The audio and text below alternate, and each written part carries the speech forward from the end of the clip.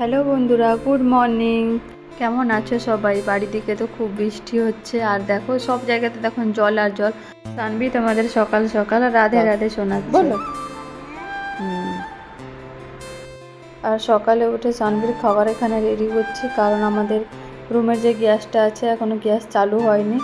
তো দেখো এদিকে সানভি খেলছিল, আমি ওর খাবারটাও রেডি করে নিয়েছি। দেখো ওকে খাওয়াতে বসেছি, তখনই কিন্তু ওই গ্যাস লাইনটা চালু করার জন্য লোকটা এসছে। এতদিন ধরে গ্যাস এসেছিলো না, 15 দিন 19 দিন হয়ে গেছে।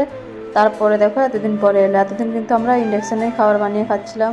বাইরে থাকলে যে কত প্রবলেমে থাকতে হয় সেটা কিন্তু কেউ জানে না, যারা থাকে তারা জানে।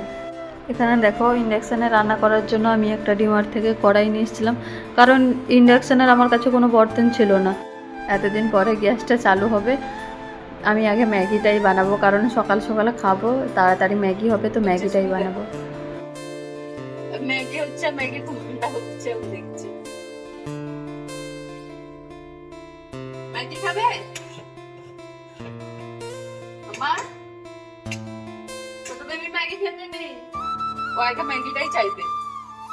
ফ্লিপকার্ট থেকে কিছু সবজি অর্ডার করেছিলাম, দেখো তো সবজিগুলো চলে এসছে। আর সানবি এগুলোকে নিয়ে এখন টানাটানি করবো, ওর আর কাজ কি।